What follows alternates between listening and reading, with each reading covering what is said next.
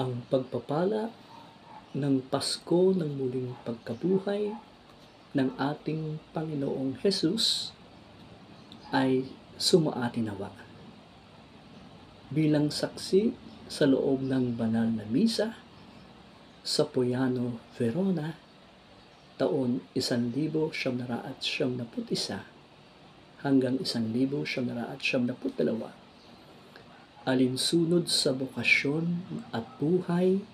ng ating mga kapatid na obispo at pari sa buong mundo sa pangunguna ng ating mahal na Papa Francesco bilang kahalili ng ating si Simon Pedro na anak ni Jonas at pinakamataas na leader ng ating simbahang Katoliko sa buong mundo. Ang pagpasok natin sa mga mahal na araw kahapon sa linggo ng palaspas sa ating buhay bilang mga kapatid kong obispo at pari ay napakahalaga sa ating pananampalataya ng lahat ng binyagan sa ating Panginoong Hesukristo. Kung kaya't ang simula ng pakikipag-isa ng Diyos sa atin o sa ating buhay bilang mga tumanggap ng orden ng pagpapari at ng pagka-obispo ay sa pamamatubay at kalinga ng ating mahal na Birhen Maria bilang ina ng ating Panginoong Hesukristo at ina ng Diyos. Nagsimula ito nang magpakita ang inang Birheng Maria sa mga visionaries ng pagpapakita ng inang Birheng Maria sa Medjugorje noong ika-24 ng Hunyo taon 1981 nang ang inyong lingkod ay nasa St. Francis de Sales Major Seminary sa Lipa City. At upang ating unawain sa tulong ng Espiritu Santo ay malinaw ng tungkol sa lahat ng binyagan na tumanggap man ng banal na orden ng pagpapari tulad ng deacon, priest, and bishop, o sa mga hindi tumanggap ng orden ng pagpapari bilang mga laiko o layman ng ating simbahang Katoliko sa buong mundo. Sa makatuwid, upang maging malinaw ang pakikipag-isang ito ng tatlong personas sa isang Diyos, bago ako magtungo sa Roma, Italia, na naginit muna ang inyong lingkod ng 3 beses sa ina ng Diyos, sa ating inang Birheng Maria. Matapos po akong sumunod at makinig sa aking puso ng may kababaang loob sa salita ng Diyos ng tungkol sa kalooban ng Diyos at ng kanyang panukala ng pagmamagandang loob sa ating mga tao upang maging bagong tipan ng bagong milenya na ika-21 siglo at maging buhay ang tunay na tipan ng Diyos sa kanyang buktong na anak, ang ating Panginoong Hesus, sa loob ng banal na misa bilang saksi sa Puiano, Verona, taon 1971 hanggang 1972. Naganap ang mga pangyayaring ito simula nang magkaroon ako ng 3 beses na panaginip sa ina ng Diyos, kung saan ang pinakatampok sa 3 panaginip ay ang pagkalooban ang inyong lingkod o lukuban ang inyong lingkod ng liwanag na nagmumula sa ating inang Birheng Maria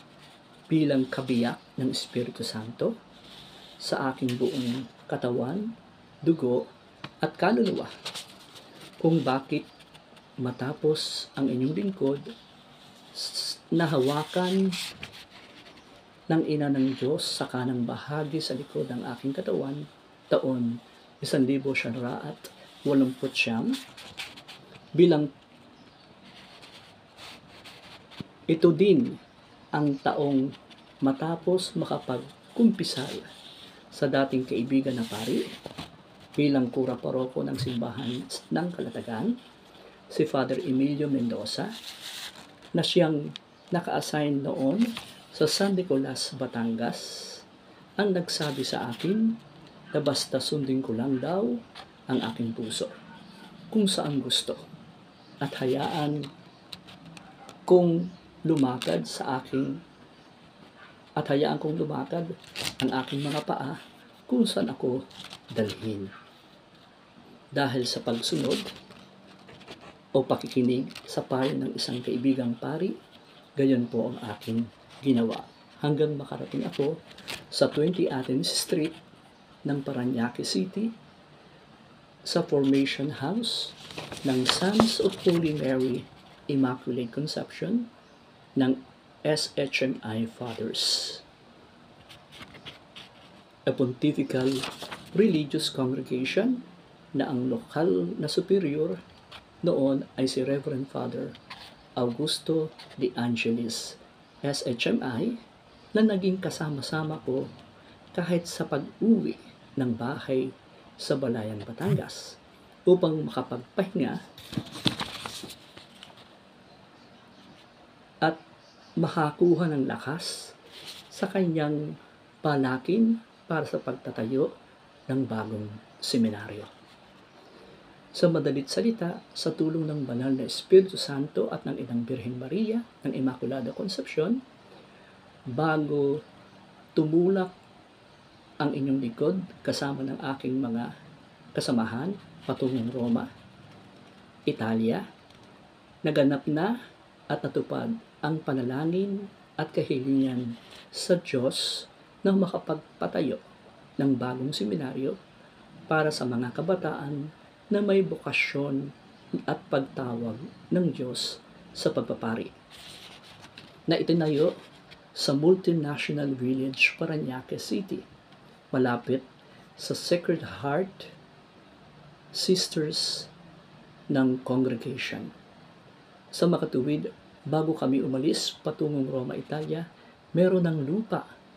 at napasinayaan na ang bagong itatayo na seminaryo. Hanggang makarating na kami ng Roma, Italia, ang aking batch, noong buwan ng Setyembre 1991,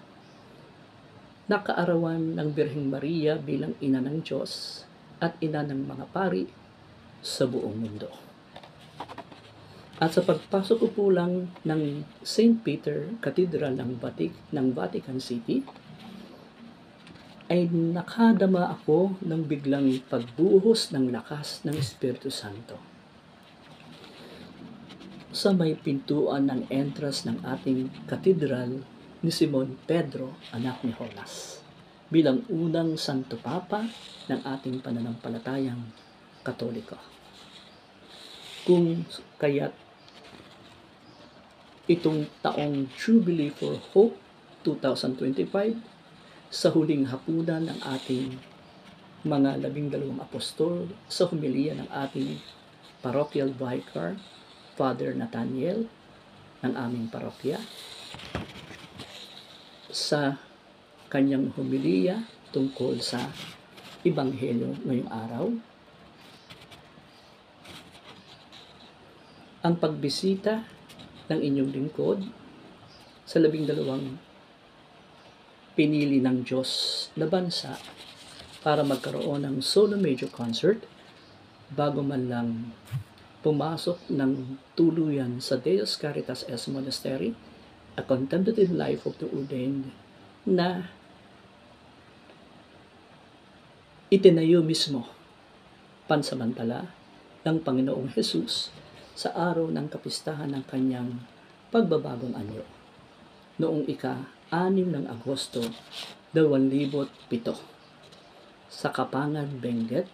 na opisyal na pag-endorso sa Diocese ng Baguio mismo ng kapistahan ng Inang Birheng Maria ng Our Lady of Lourdes noong 11 ng Pebrero 2008 sa dating obispo ng Diocese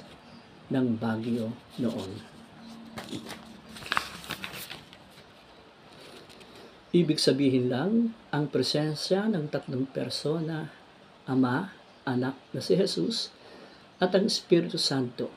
ang tunay na siyang nagpakilala sa unang pagkakataon bago kami tumanggap ng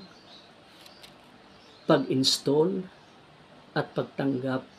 sa pagiging baguhan sa aming kongregasyon ng SHMI Fathers. Tunay na nakatala at naisulat sa record book na aking daladala ang presensya ng tatlong persona sa isang Diyos. Dahil bilang saksi ng Pasko ng muling pagkabuhay ng ating Panginoong Hesus sa loob ng banal na misa, ay malinaw sa tulong ng mahal na Birheng Maria na sa loob ng banal na misa, sa Eucharistia, ang doktrinang ito ng tatlong persona sa isang Diyos ay ipinamamalas bilang paniniwala na may tinapay at alak, na ang tinapay at alak ay binago sa katawan at dugo ni Hesukristo, na anak ng Diyos at ang persona ng Trinidad. Kaya ang Eucharistia ay nagiging isang sakramento ng pagdiriwang ng pagkakaisa ng Trinidad at ang presensya ng Diyos sa mundo. Kaya tumigil lamang ang inyong lingkod sa Poyano, Verona, sa tulong ng Inang Birheng Maria, sa kalooban ng Diyos sa loob na 9 na buwan. Simula ng buwan ng Setyembre, 1991 hanggang buwan ng Mayo, 1992. Kung bakit nagbalik ako ng Pilipinas noong ika-24 ng Mayo, 1992. Sa katatapos lamang na termino ng Pangulo ng Pilipinas nang dahil sa People Power Revolution ng EDSA 1 of 1986.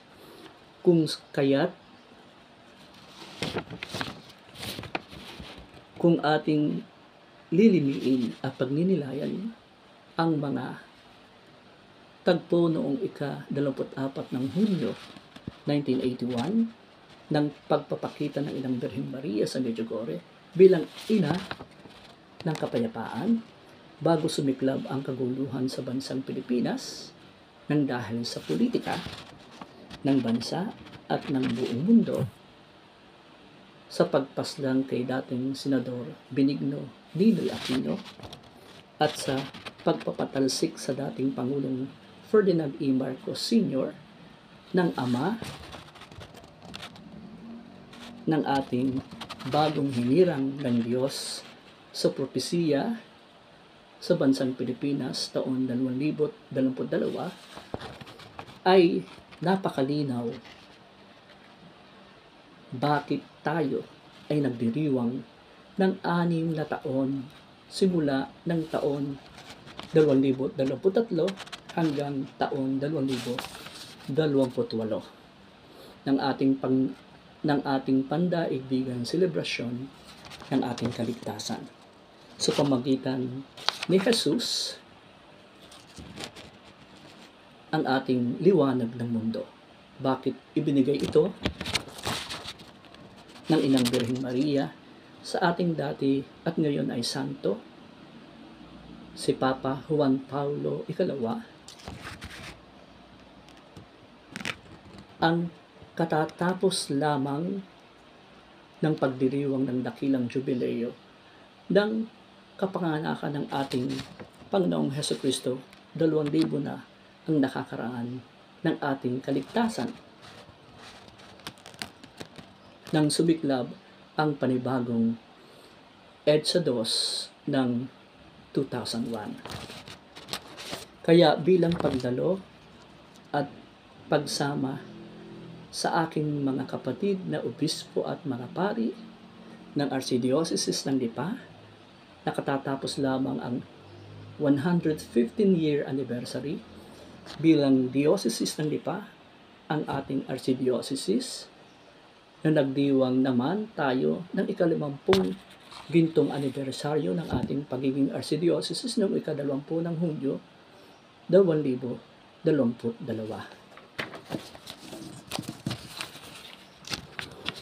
Kung bakit malinaw sa tulong ng Espiritu Santo sa akin tinanggap bilang magdiwang ng ika-33 taon ng pagkapari at pagkaobispo sa ika-24 ng Mayo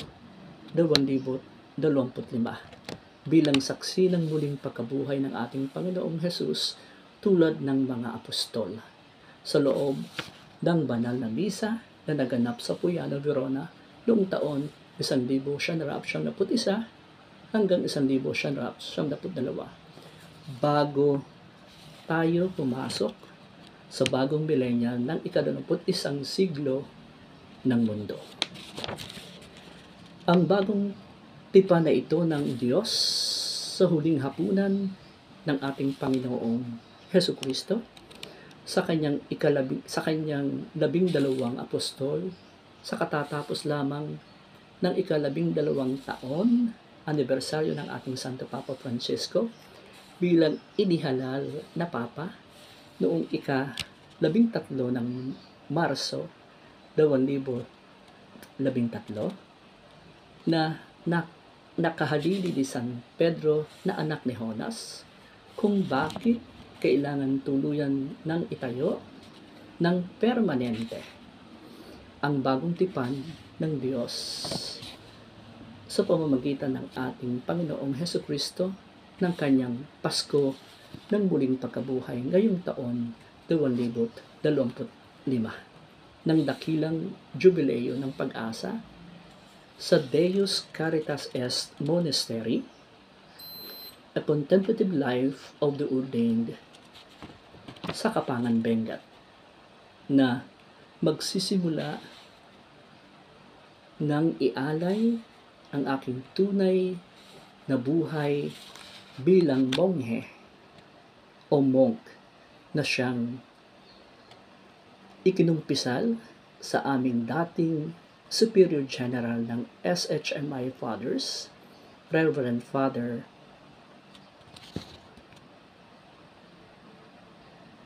Luigi Fainbinda,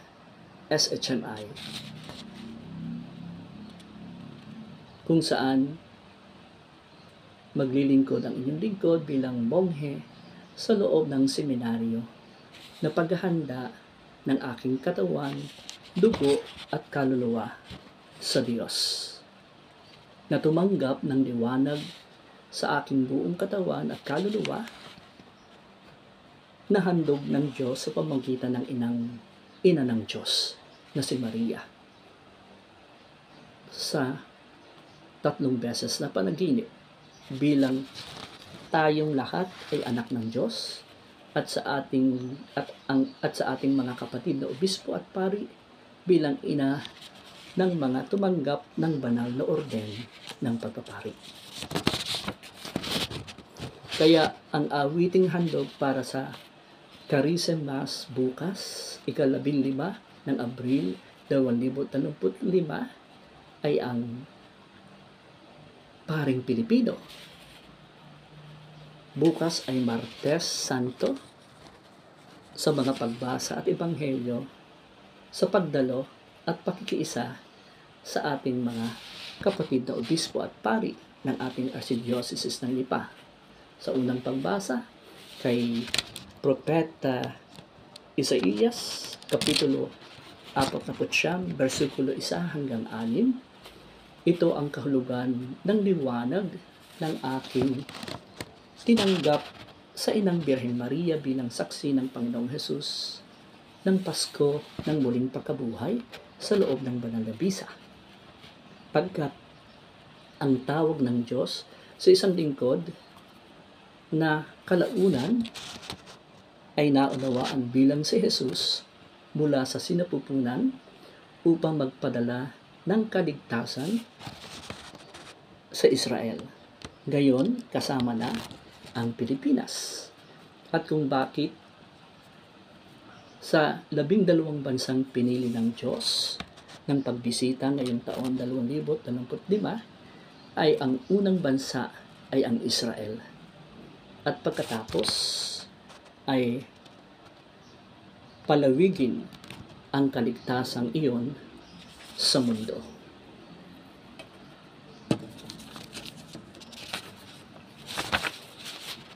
Kaya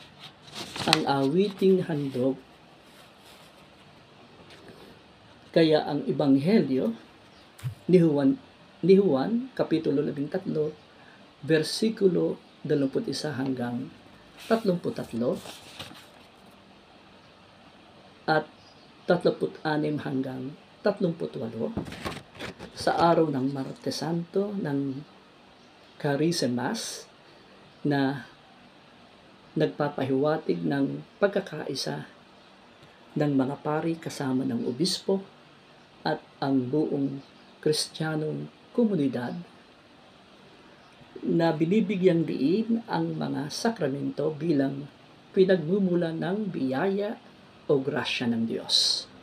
Sa makatuwid, ang 6 na taon 2023 hanggang 2028 ng pagdiriwang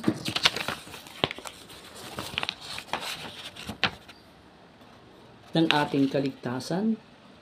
ngayong taon 25 bilang malalakbay ng pag-asa sa ikatlong misteryo ng liwanag ng pagpapahayag ng paghahari ng Diyos ng tungkol sa ibinubuod ni Jesus ang batas ng Diyos. Sa pagsasabing ito ay ibigin ang Diyos ng buong puso, kaluluwa at pag-iisip at lakas, at ibigin ang iyong kapwa gaya ng iyong sarili. Bakit ang panawagan ng Diyos bilang nagmamagandang loob sa mundo ay pagbabagong anyo at reformasyon sa kaligtasan ng Diyos sa mundo,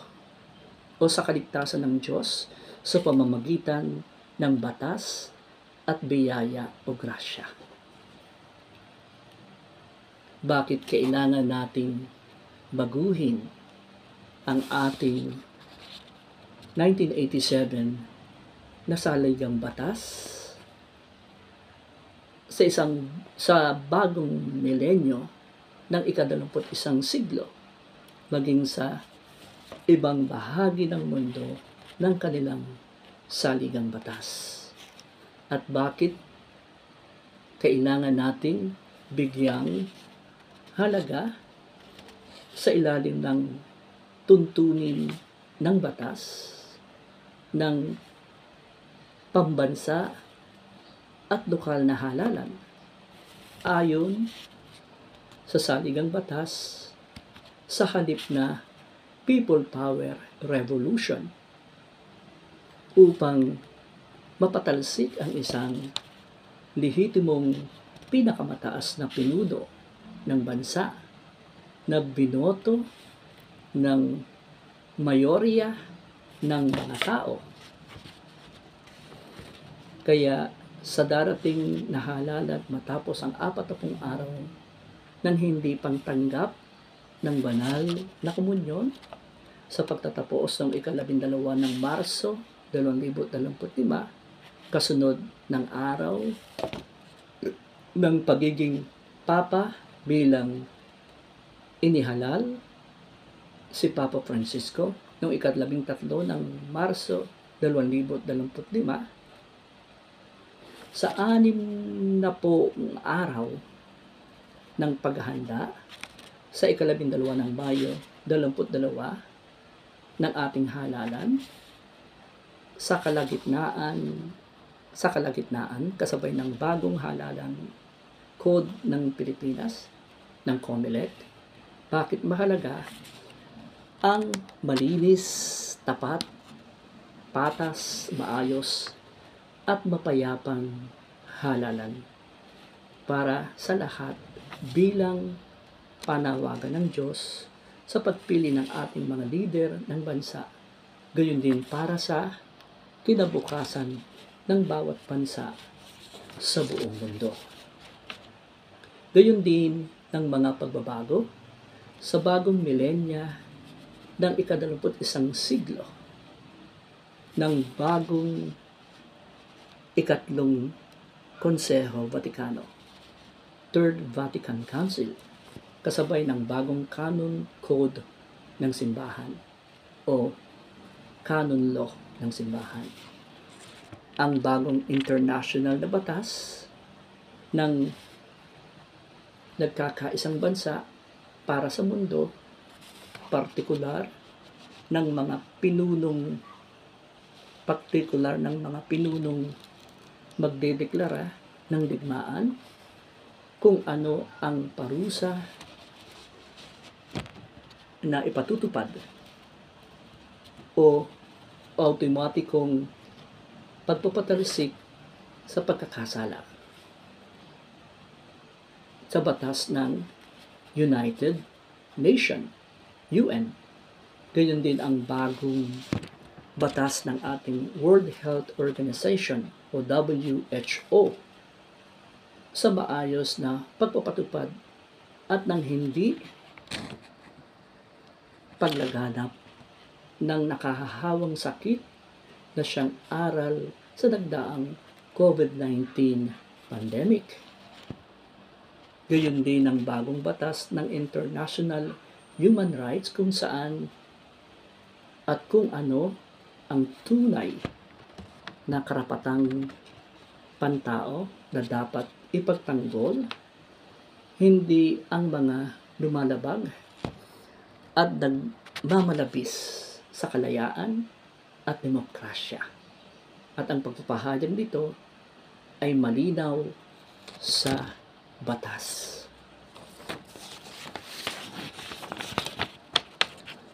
Sa pagtatapos, ang pagkakaroon ng relasyon sa Diyos at sa pamamagitan ni Hesukristo ay ang pagtanggap ng kanyang pag-ibig at kung paano niya tayo pinaglilingkuran sa pagdadala ng ating kasalanan sa krus. At siya namang umuunlad at siya namang umuunlad. Amen.